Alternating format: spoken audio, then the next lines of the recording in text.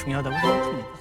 근데 저는 교수님에 대한 인상이 사실 좀 홀쭉치는 모습을 많이 그러니까 좀 보다가 오늘 아니 뭐 이렇게 선하게 교수님이 막 그 영상에서는 그런 말 할 거면 이거 오지 마요. 맞아요. 그럼 뭐 나 포기해?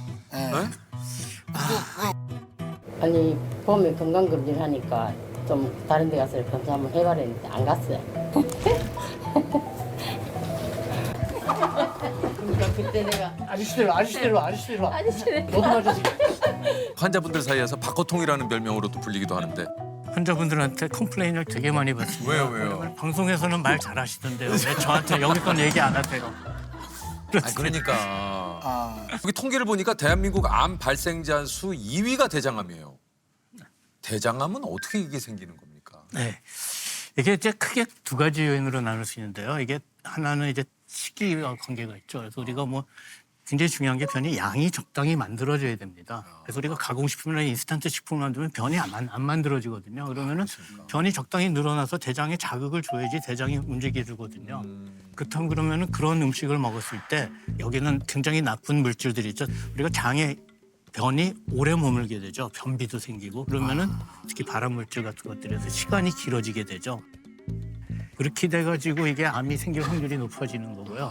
그래서 우리가 야채나 과일이나 소위 말하는 식이섬유를 많이 먹으면은 변이 굉장히 양이 많아집니다. 그리고 잘 내려가죠. 그래서 통과 시간이 빨라지기 때문에 우리가 대장암의 발생을 낮출 수 있는 거고요.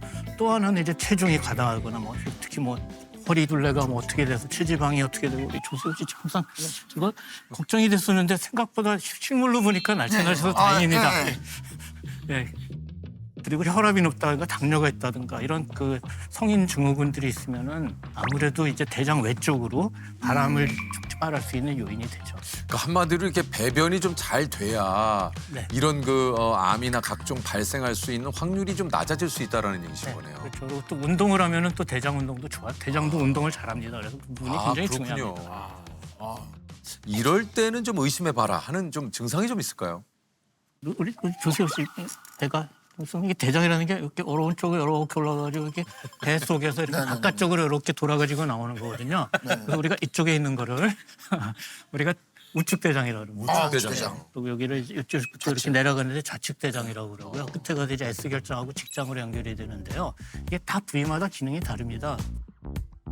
그래서 이쪽에 오른쪽에 있는 대장은 이게 소장에서 이제 물변이 넘어오잖아요. 그러면 여기서 이제 변을 만들어주기 시작합니다. 그래가지고 이게 막 그렇죠. 반죽을 해가지고 수분을 섭취해가지고 이제 우리 소세지 같은 덩어리를 만들어주는 과정에서 그 전에 우리 토끼똥 같은 그런 덩어리들을 만들어줍니다. 근데 이쪽은 대장이 좀 넓고 이렇기 때문에 이게 이쪽에 대장이 생기면은 증상이 나타나기가 굉장히 힘들어요. 그래서 덩치가 아주 커질 때까지 발견되지 않는 경우가 좀 많습니다. 그래서 꼭 검사를 해봐야지만 나오는 경우가 많고요. 이쪽 왼쪽 대장은 뭘 하냐면은 얘는 변을 움직여주고 그리고 아까 지금 토끼똥 같은 덩어리를 만들어준다 그랬잖아요. 얘가 확 짜줘가지고요. 딱 소세지 같이 긴 변을 딱 만들어줍니다. 예. 그래서 이게 만들어주고 이게 통과하고 짜주는 거기 때문에 얘는 증상이 조금만 좀 심해지면은 막히는 게 잘 일어나요. 그러고 짜주는 것 때문에. 그다음에 이제 직장으로 가면은 얘는 뭘 하냐면은 이게 변을 저장했다가 우리가 필요할 때 딱 타이밍을 맞춰서 비워주는 기능을 하죠. 그래서 우리가 직장에 암이 생기면은 이 변을 저장해주는 기능과 변을 배출해주는 기능에 차이가 생기게 되죠. 그래서 우리가 변이 조금만 차도 막 마렵다거나 아니면은 이제 변을 볼 때 변이 안 나온다거나 변에 이제 피가 묻어 나온다거나 이런 것이 이제 직장암의 증상이 되죠. 그래서 부위별로 달라집니다. 이제 암덩어리가 커질 때까지 놔두기 때문에 거기서 피가 찔끔찔끔 나면서 빈혈을 일으키는 경우가 많죠. 그래서 원인 모를 빈혈이 있는 경우에는 대장 내시경, 위내시경을 꼭 해보셔야 됩니다. 그리고 저 궁금한 게 그 우리가 흔히들 갑자기 또 방구를 꼈을 때 유독 지독하게 냄새가 나는 친구가 예. 왜 이렇게 냄새가 나? 하면은 나 변을 못 본 지가 오래됐어. 이런 것들에도 안 좋은 가스가 차 있어서 그런 겁니까? 변이 오래 차면은 아무래도 이게 발효가 많이 되겠죠. 그래서 가스가 나쁜 냄새가 많이 날 수는 있습니다. 그렇지만 가스가 많이 나온다고 그게 어떤 나쁜 전조 증상이나 그런 건 아닙니다. 근데 지독한 냄새가 나면 내시경을 받아야 된다고 하는데. 뭐 변만 잘 보고 그러면 상관은 없습니다. 왜 좀 지독하다는 소리를 많이 듣는 거예요? 왜 그런 거예요? 아니 저는 괜찮은데 제 친구가 얼마 전에 좀 방귀 때문에 좀 이슈가 된 친구가 이슈가 있어서 있어서. 그래서 그 친구가 저는 근데 그 얘기도 들었거든요. 변의 크기나 변의 모양에 따라서 예. 병원에 가야 된다.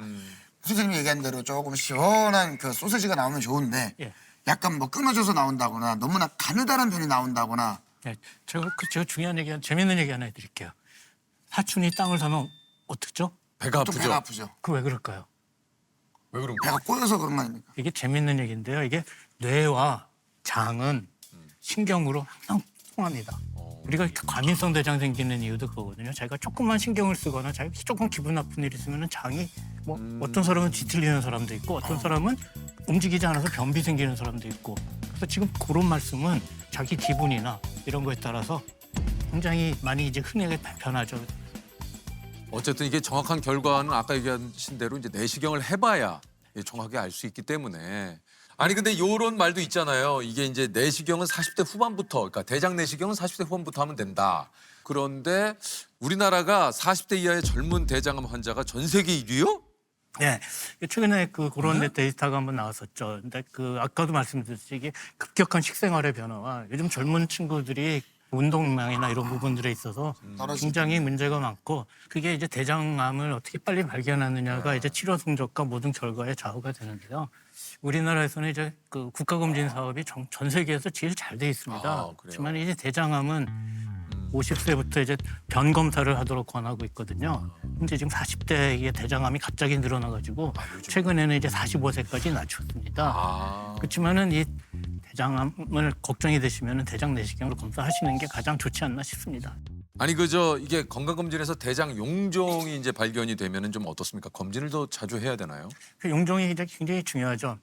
그 용종에는 이제 암으로 진행되는 이제 선종이라는 용종이 있고요. 그다음에 다른 암으로 진행되지 않는 용종들이 있습니다. 그래서 우리가 선종이 발견되면은 한 1년 있다가 다시 한번 검사를 해보시는 게 좋고요. 작은 암 용종이 한두 개 생겼으면은 3년 이내에 3년 네. 외국에 같은 경우는 이제 대장 내시경이 워낙 고가고 사실 뭐 이렇게 우리가 하기가 되게 어렵거든요. 어렵죠. 네. 그렇지만은 우리나라는 최고의 맞아요. 의료 선진국이기 때문에 네네. 아무 때나 이렇게 가시면은 뭐 근처에서 대장 내시경 다 맞아요. 잘해줍니다. 근데 이제 대장할 때 장 비우는 약 먹는 것 때문에 그게 힘들어요. 그것 때문에 안 하시는 분들이 굉장히 많은데요. 그래서 장 한번 비워주시면 시원하고 좋습니다. 그러니까 그걸 좀 그렇게 생각을 해야 돼. 그러니까 장을 그게 한번 깨끗이 비운다. 그 대장암 원인 중에 10% 내외 정도는 이제 유전적 요소나 아니면 이제 가족 관계, 가족 내에 이렇게 생기는 경우가 있거든요. 사실 가족 내에서는 식생활과 이 활동량이 다 비슷합니다. 그래서 보시면은 뭐 뚱뚱한 가족은 다 뚱뚱하고 그런 경우가 많죠. 그래서 가장 그 가족 중에서 대장암이 생긴 연령보다 10년에서 5년 이내에 젊은 나이에 대장암을 검사를 해보시는 한번 게 제일 해보시는 게. 안전합니다. 예. 그렇군요. 아니 이게 이제 초기 생존율이 90%가 넘는데 반면에 사망률은 3위. 또 대장암이 전이가 잘 되는 암이에요. 이게 뭐 암이라는 게 다 그런데요. 이게 대부분의 대장암은 우리가 지금 이런 검진 시스템에 잘 통하면은 이제 완치 단계에서 발견이 됩니다. 그렇지만은 우리가 무서운 거는 우리가 수술하고 항암 치료를 끝냈다 그러더라도 이게 간이나 배 안으로 암이 막 퍼져가지고요. 심하게 되면 이제 밥을 못 먹게 되죠. 밥을 못 먹게 되면은 변도 못 보는 건 당연하고요. 아니면 또 암에서 출혈이 나서 이런 합병증 그런 부분들이 제일 아쉬운 부분들이죠. 그래서 그 수술하더라도 그래서 추적 검사를 굉장히 열심히 해야 되는 이유가 되는 겁니다. 그렇군요. 이게 그 치료가 어려운 얘기를 들으신 분들이 마지막으로 또 찾는 분 네. 중에 한 분이 교수님이라고 좀 하는데 제 환자는 3분의 1 정도가 이제 소위 이제 암이 이제 간이나 폐 다른 데 편의한 그런 식으로 오는 이제 그 사기암 환자들이거든요.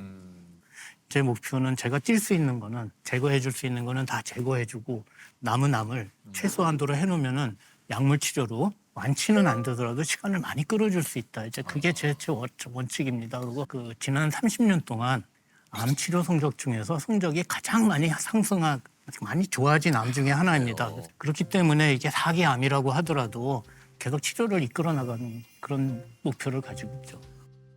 교수님들이 환자분들한테 자주 하는 얘기가 있대요. 예. 안 죽어. 내가 살려줄게. 아 이거 진짜 환자분들이 들으면 얼마나 그렇죠. 든든하겠습니까? 너무나 힘이 되죠. 그러니까요. 환자들이 너무 디프레션 돼가지고 걱정되면은 일단 그 말로 시작을 하면은 환자들이 조금 나집니다. 나죠. 예, 말도 잘 듣고. 기움도 나죠. 그래서 기운 나요. 또 좀 과격한 말이지만 예. 경험. 예. 교수님께서 완치한 환자 줄에도 또 서주셨다고요. 아주 굉장히 좀 쇼킹한 일이죠. 왜냐하면 약혼을 해놓고 이제 3기 암에 좀 심한 대장암이 걸렸거든요. 네, 그래가지고 이게 굉장히 좀 심했습니다. 근데 이제 이 약혼하신 분이 약혼녀가 항암 치료하고 이런 동안에 정말 그렇게 잘 챙겨주고 맨날 같이 병원 오고 이런 이제 수술 끝나고 이제 3년 지나서 오늘 결혼하는데 저한테 줄에 서달라고 그래가지고 야. 지금 애 둘 낳고 잘 살고 있습니다. 아, 야, 다행입니다. 참 다행이에요. 아니 그저 우리 그동안 이제 교수님께 치료를 받고 간 환자분들이 써주신 편지가 있는데 교수님께서 또 모아 두셨다고 여기 하네요. 있습니다. 먼저 이게 아이고. 그 첫 번째 편지인데요. 이 환자는 굉장히 좀 가슴 아픈 환자인데요. 이제 그 젊은 아빠가 이제 항암 치료, 뭐 치료 다 하고 안 돼가지고 나중에 이제 밥을 먹게 수술 한번 해줬는데 또 바로 재발을 했어요. 바로 재발해가지고 막 상태가 나쁜데 제가 환자한테 그랬거든요. 뭐 끝이 되면은 끝을 얘기해줘야 되니까요. 이제 얼마 못 살 것 같은데 항암 치료하느라고 병원에 있지 말고 그냥 집에 가서 애들하고 좋은 기억 남기고 가라. 그리고 뭐 그랬더니 뭐 얼마 있다 돌아가셨는데 한참 있다가 딸이 한 달 동안이 너무 좋았다고 그렇게 또 편지를 보냈네요.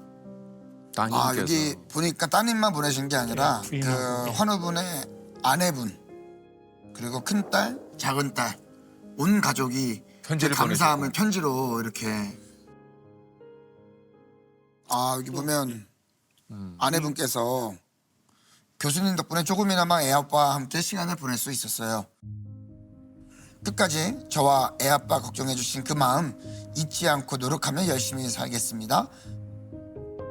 진심으로 고맙습니다. 이렇게. 대장암으로 힘들어하시는 분들께 좀 당부하고 싶은 말씀이 좀 있다고요. 제가 그 제일 중요하게 생각하는 거는 그러면은 제가 아까 환자들한테 배운다고 막 얘기를 했지만은 잘 버티고 잘 자기 병에 대해서 잘 투쟁하고 이런 사람들 보면 항상 가족들이나 이런 부분들이 자기에 대해 충분히 배려해주고 생각해주는 그런 사람들이 있고 자기가 또 열심히 노력해야 되는 부분은 또 가족들을 위해서 우리가 제일 제가 이제 뭐 환자들 많이 봤지만 우리가 제일 아쉬운 거는 이제 이별이라는 겁니다. 그래서 이별을 하지 않기 위해서는 이제 서로 배려하고 그런 마음을 깊이 먹고 또 서로 도와주는 그런 분위기를 엮으면은 나머지는 저희 의료진이 최선을 다해서 봐드리겠습니다.